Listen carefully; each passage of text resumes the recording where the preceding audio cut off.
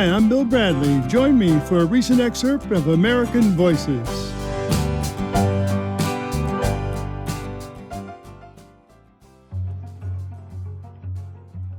Dave Kindred is a veteran award-winning sports writer. He's covered Muhammad Ali, Tiger Woods, Ted Williams.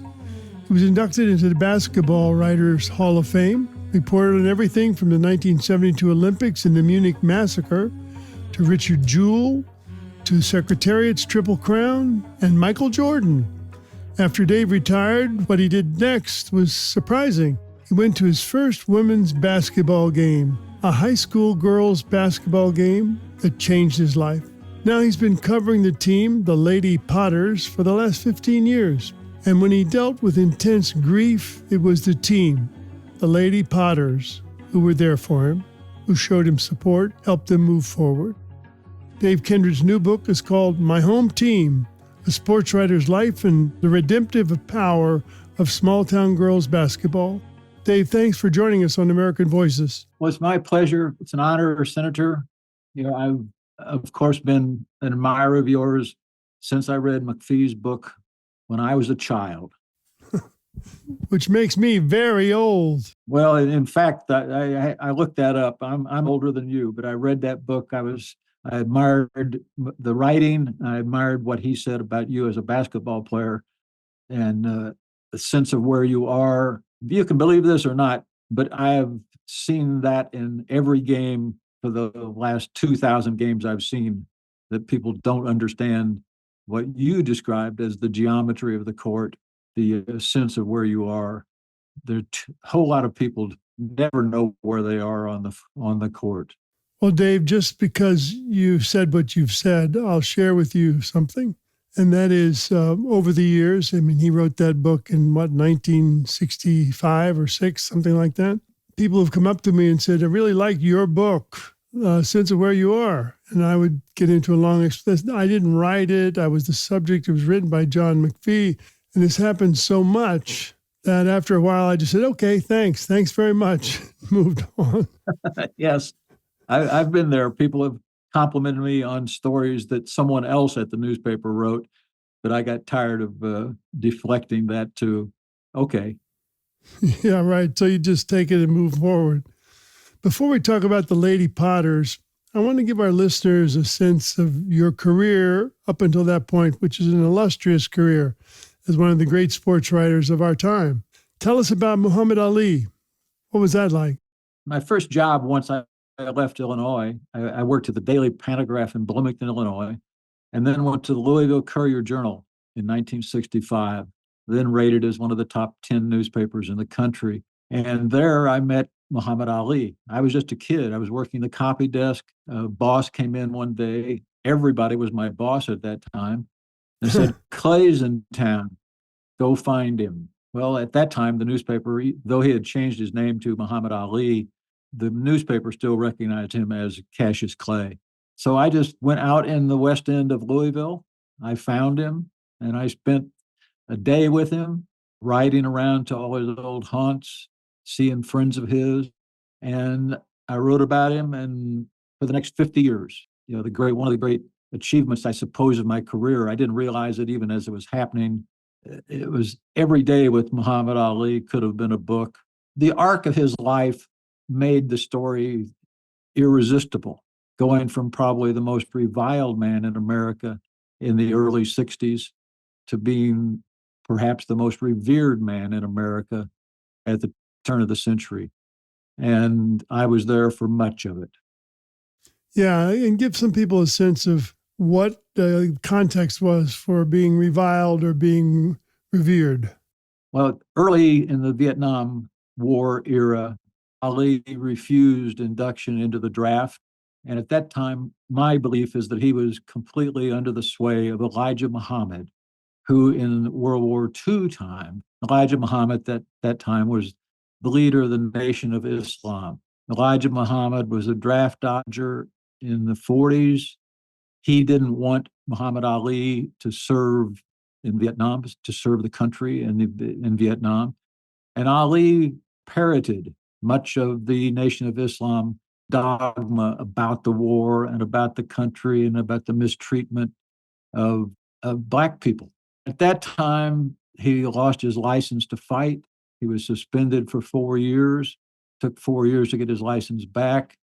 And he made no friends from the mid 60s to the mid 70s. When Elijah Muhammad died, it's my theory anyway, and I've written it many times, my theory that when Elijah Muhammad died as the leader of the Nation of Islam, not only did the nation change, the Nation of Islam, that is, change, but Muhammad Ali himself changed. His public image, at least, changed. I always thought of him as a sweetheart. He was as nice as you could be to everyone he ever met. His public persona was much different. Once Elijah Muhammad was gone, what I thought, the real Muhammad Ali appeared. And that's the Muhammad Ali that from 1974 on, became the revered Ali. Not only did he win the heavyweight championship back for a third time by beating the invincible, we thought, George Foreman, he became a public person that you wanted to embrace. He became the best of us when once we thought he was the worst of us. That's quite an arc there that you followed very intimately, and you had to have his trust to do that. I was there all the time. I'm not sure that he ever knew my name. Maybe he did, but he always called me Louisville. He knew that I was from his hometown. I was with him in many settings. I was with him in a shower one time at the Fifth Street Gym. I was a dogged young reporter. He wasn't going to get away from me before I got a quote from him. I would say that's taking doggedness a little too far, if I can say so, Dave. I mean, going into the shower to get a quote. Well, in fact, Senator, I will tell you that nothing stopped me. Once in Las Vegas, I go to his suite. It's a 3-bedroom suite in Las Vegas before some fight. The center hall was full, bedrooms off to the sides, bedroom to the right. He sees me. He's in bed. He sees me. Louisville, come here. So I go in there. I want to talk to him about his entourage that day. And he lifts the corner of the sheet and says, "Get in." Well, I suppose the United States Senator would not get in bed with a prize fighter, but I was a dogged little reporter from Louisville, Kentucky, looking for a column. So I got in bed. One of us had on clothes. We did the interview. I left. I was well pleased with the interview. I had to turn around and go back to get my notebook because he kept it. But I've used that as an example, I think, to answer your question about time spent with him.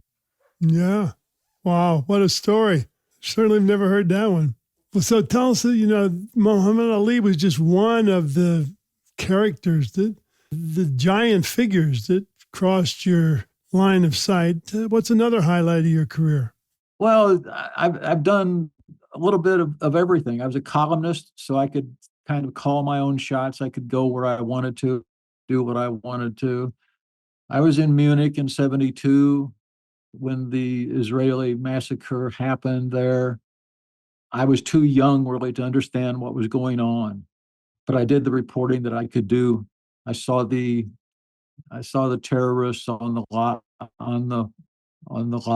lobby of the athletic dorm. I've seen everything. I've seen everything that as a kid, when I was growing up, I read all these sports anthologies. So I've seen everything that I've ever wanted to see as a sports writer, and saw Carlton Fisk home run in 1975. I saw Pete Rose many, many times. Pete Rose lied to me many, many times, as it turns out. Is that right? Because I was there for the Big Red Machine. He lied to you about gambling? Yes, he denied it. He denied it. He lied to everybody. It wasn't just me, but he denied the gambling forever until finally he couldn't deny it anymore. And certainly now the times have changed so much that now gambling ads support baseball. Where once upon a time we were told that gambling was anathema. and Right. anyone who ever even spoke of it could be banished. Rose is still outside the Hall of Fame. I've always argued that he should be in the Hall of Fame and that his plaque should just recite the facts that he was banned from baseball. But that doesn't reduce the 4,191 hits that he got or the interest that he brought to baseball. To me, he was the ultimate, hard-nosed, scrapping baseball player. So you have this vast career, and then you retire. And give us a sense of where you were emotionally. How'd you feel about journalism, the state of the newspaper business, that kind of thing? Well, I left newspapers I left the world of journalism, big time journalism, in 2010. Complicating factors were my wife's health. She was not good at the time. She had called a TIA, transient ischemic attack, kind of a forerunner of a stroke. So we were afraid of that. She was becoming a hermit. We decided to move back to Illinois. We're both from small town in Illinois, Atlanta, Illinois. We had family here. We had friends here. So we moved back here in 2010. By then, I'd written a book on the Washington Post called Morning Miracle. I love the newspaper business. I love the reporting business. I love the writing. It was everything I ever wanted to do. But then newspapers were dying under my feet. Today, of course, newspapers are zombies walking. And it's sad to see. I haven't had a newspaper in my hand in years now. But we came back to Illinois, and I didn't know what I was going to do. I just wanted to take care of my wife at that time. Mm-hmm. One day in my sister's kitchen in Morton, Illinois, my sister was there, my wife was there, a friend was there, Lisa Crocker, and her daughter, Carly Crocker, showed up. She was maybe 13, 14 years old, just darling little girl. And someone asked Carly, all the other women in the room had been cheerleaders. They all were in their 50s, had been cheerleaders. Somebody asked Carly, you going to be a cheerleader too? And Carly raised her chin a click and said, no, I'm going to be the one they cheer for. Well, she had me at no. So when we came back here, I went to a game, discovered that I couldn't go to even a girls' high school basketball game, the first one I'd ever seen. I couldn't go to a game and not want to write about it. So I sought out a man, a father of one of the players who operated a website on the girls' basketball team, scores, pictures, schedule, that kind of thing. I asked him if I could write for him. He later was quoted as saying, this disheveled old man came out of the stands. That was me. I didn't appreciate that caricature. He had no idea who you were. No, and in fact, I tend to be more modest than some people. And I finally, when it was clear after 5 minutes of conversation that he had no idea if I could type or spell, I turned away and then I stopped and said, you could Google me. And he did. And I met the basketball coach the next day. And now, 14 years later, I've written more words on the Morton, Illinois high school girls basketball team than any subject ever, even Muhammad Ali. And for whom did you write? I wrote on Facebook and on the ladypotters.com website. I wrote every game. I covered them as professionally as I could. I did with them what I've done with every story I've ever written. My theory is that I could go to any sports event and see something I've never seen before. That's exactly right. That's exactly what I feel. People say, why do you go see a game? You've seen thousands of games. I say, because everyone's different. If you're paying, and what I say, and it's developed over the years here, that I wound up sitting in the bleachers with four grandmothers, Grandma Rowe. I was kind of the unofficial, very unofficial fifth grandma in that row. But they very quickly learned when the game is going on, Dave is not going to talk to us because I'm watching the game. Most people, I'm afraid that most people don't watch the game. I watch the games, and I know how they're playing. I know what they've done. In fact, in the 14 years I've been doing this, I've actually been to more games, more Lady Potters games than the coach has been to, because he missed 4 during COVID, and I've only missed 2 in 14 years. That's amazing. Written every game, done 4 books on the girls' state championship teams. And people think that I did it because they're a great team. I had no idea they were any good. I had nothing to measure them against. Some people say you did it for the pay. The pay was tremendous. The pay was, the man who once called me disheveled, I finally went to him and said, look, I've been doing this for 2 or 3 years. I'm a professional sports writer. I should be getting something for this. So he considered my experience and my good looks and said, how about a box of Milk Duds? Okay. So I now, over the years, I actually figured up how many calories I've been paid. It was something like 30,000 calories of chocolate caramels over the years. That's pretty good. So tell me, I was getting nervous there at the end. Yeah, I mean, got to work on those free throws, but I think ultimately we pulled it out.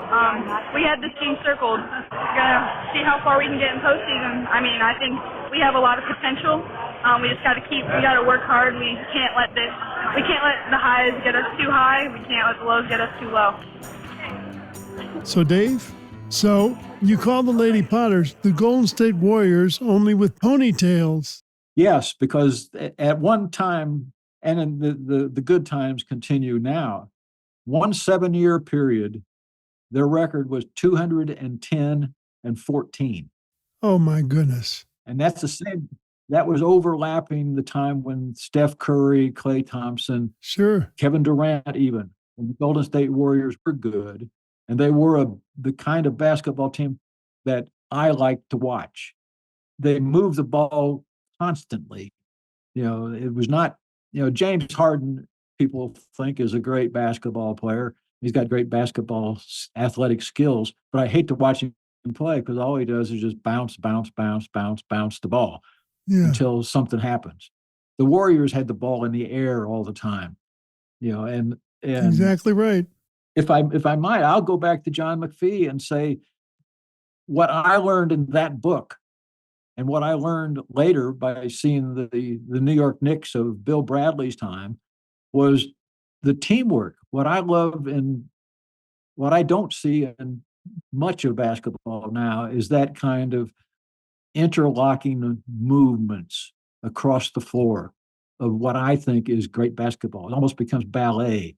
And you don't see much of that. You see more rugby than you see ballet. Then the Morton girls were and are a highly disciplined basketball team. I've never looked down on them because it's girls basketball. They still operate with the same base values that every good athlete does. The competition, the ambition, the desire, the dedication to the craft. They're serious about basketball, and I treat them seriously. The coach was worried that I would be a nitpicker and second guesser. I don't do that. I probably did that in the big time, but I don't do that with the girls. I look for something different every day. Sometimes it's funny, sometimes it's poignant, and I just write it professionally and have enjoyed every minute of it. I'm 82 years old. Holy cow. I'm 82 years old, and I can't see an end to doing this. I like doing it. Well, just keep doing it. And let me read what you wrote about one of their games. Basketball is beautiful when people move the ball quickly and surely to places where it can be put in the basket easily. It's beautiful, too, when people play defense as if it was more fun as a teenage girl can have. All that the Potters did 3 times. Morton blocked Galesburg 3-point shots. That kind of defense had not happened in Galesburg since 1858 when Abe Lincoln stuffed Stephen Douglas. The Potters 60, Galesburg 38. That's pretty good. That's pretty good writing. Well, I'm amazed that you would picked that out because I like that too. I forgot about that. But when you mentioned Lincoln stuffing Douglas, I like that. Yeah. And the objective of the game is pretty simple, and you write about it all the time. It's the maximum movement of player and ball, and it's a movement that rewards unselfishness. That's the nature of the game. That's what I liked about UConn. UConn plays as close to that way now as anybody does. I watched University of Illinois during the season, and I didn't much like them because it was just kind of brute force. They could not enforce. They could not do that against UConn. I was happy to see UConn win, not surprised to see them win because it was a beautiful basketball that they played. And you don't see much of that anymore. Too often it devolves into, are my 5 one-on-one guys better than your 5 one-on-one guys?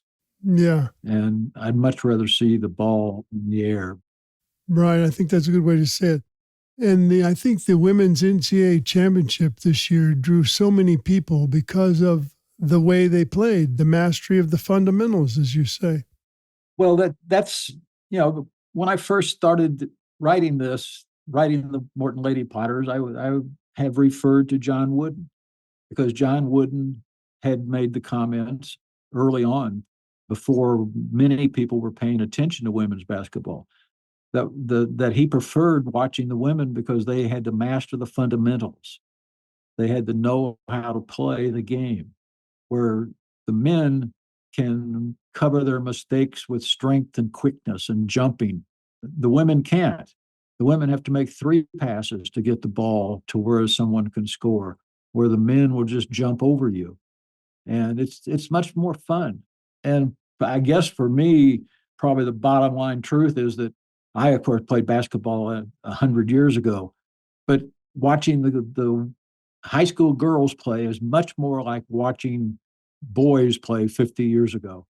It's much more on the floor. It's just a better game to watch if you're watching for kind of the geometry of it, the craftsmanship of basketball, the basic skills that are necessary. Yep. You can see that in girls basketball a whole lot better than you can see it in the men. And the Lady Potters won 4 state championships on the way. They did. The first 3 or 4 years I was here, of course, I knew nothing. I didn't know how good they were. I didn't know how good the competition was, but I came to learn it. And then I think my 5th season here, I'd already been doing it. I was just enjoying it. I wasn't there because they were going to be great. I had no idea. The 5th year, they won a state championship, 33-3. The next year, they won another state championship, 33-3. The next year, they won another state championship. That year, they were 34-2. So it's easy to get hooked on the winning, but I just got hooked on the teamwork.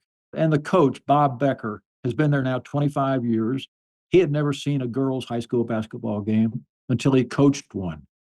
And now he's done it 25 years. He's in the Illinois Basketball Coaches Hall of Fame. But what he does, the greatest thing he does, I think, is that he makes the 10th, 12th, 14th girl on the team feel important. Yeah. He's created what he calls a sisterhood, and it truly is a union of 15 girls. And if you can get 15 teenage girls to think the same direction at the same time, you're a master.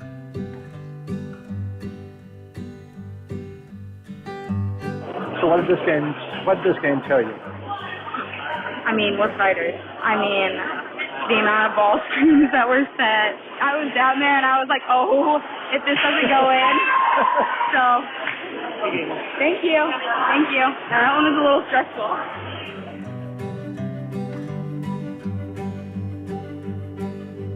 I think we really believed in ourselves, and the people, our families believed in us, the teammates, Everyone's pushing everyone to be the best that they can be, and we knew we had it in us.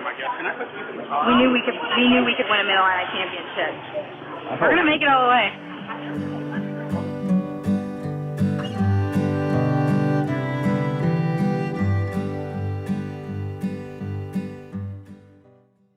So, Dave, So, how do you compare writing about the Lady Potters versus covering some of the big players like Muhammad Ali or Pete Rose or other people you've covered, Michael Jordan? It's a different thing. I'm writing on Facebook, and I'm not critical. I'm not. If someone makes a mistake in a game, I don't make that a center point of anything I write. I may even ignore it. I think much more, and some of this has to do with, you talked about grief there a minute ago. Some of that has to do with when we came here, my wife, 5.5 years later, had a stroke and wound up in a nursing home for 5 years. And it changed my life. We had been together since we were 17, and we were 79 by the time she died. And losing her changed my life in the sense that, everything changed. The grief was always there, but I learned to live without her. I learned to remember the good stuff, and 98% of it was good stuff. And she's still with me. We rode to games together. She was not a sports fan. She didn't know Michael Jordan, from the local plumber, but she rode with me to all the girls' games. We became kind of a team for the girls' games. Mm-hmm. So I wrote about the girls differently because my wife looked at them differently. I was not proving anything anymore. I didn't have to prove how tough I was. I didn't have to prove that I could be the cynical sports writer. I'd done that. I didn't much like myself when I did that. So I was freed from that. I was freed to just have fun doing it. And my bottom line on all of it was that I wanted to write stuff that these girls, when they become mothers, could show their daughters someday. And that first night in the hospital with your wife and the stroke and all of those things, you got a text that night in the hospital. The text was from the Lady Potters, and it said, "The text tone on my iPhone is a harp sound." That night I heard harps, 1 playing, 2, 3, the music of angels on my phone, 7, 8 harps. The Lady Potters, all the players, were sending us messages of hope and prayer. Somehow, they had all become our daughters. In a sports world addicted to excess, my world for so long, I came home and discovered the lasting value of understated moments. And then you continue, I began writing about the Lady Potters in 2010. Had no agenda, got me out of the house, made me pay attention to something other than growing old. Met good people, shared good times, loved it, loved little gyms, loved the games, loved the feeling like I was 25, just starting. Now I was an old guy, and when it mattered in my life, I heard harp music.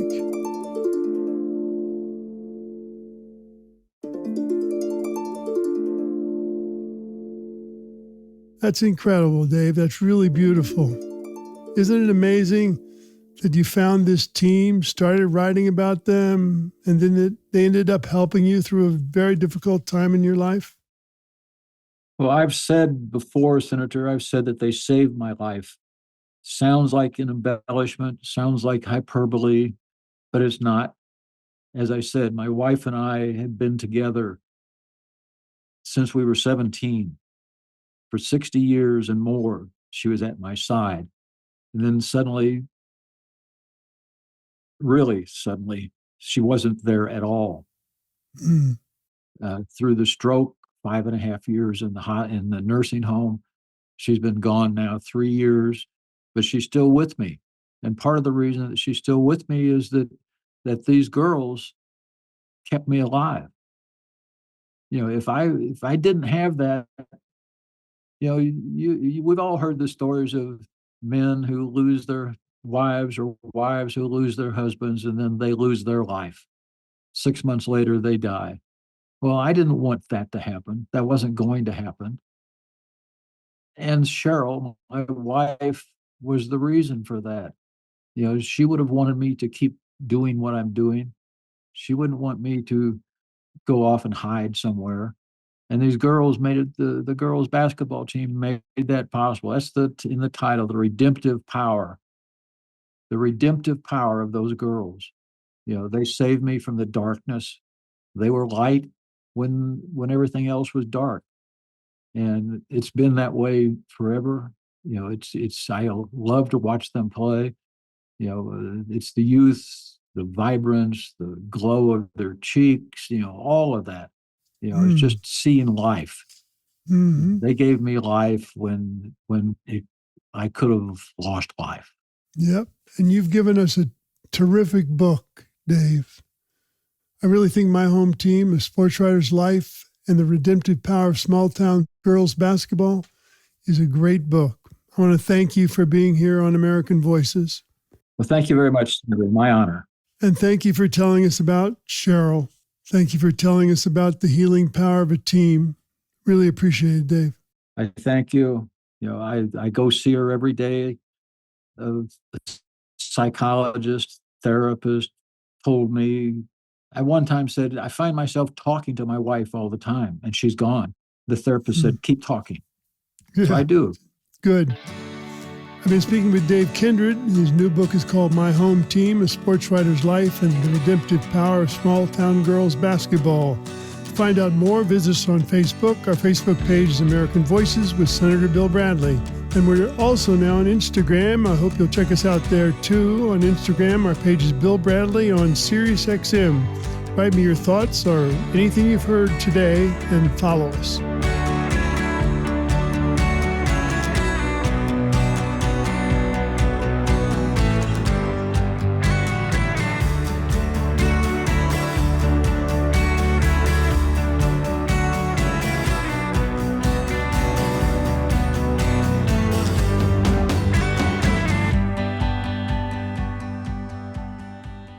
Thank you for listening to American Voices here on my YouTube channel. For more interviews celebrating the goodness and creativity of the American people, click the subscribe button below.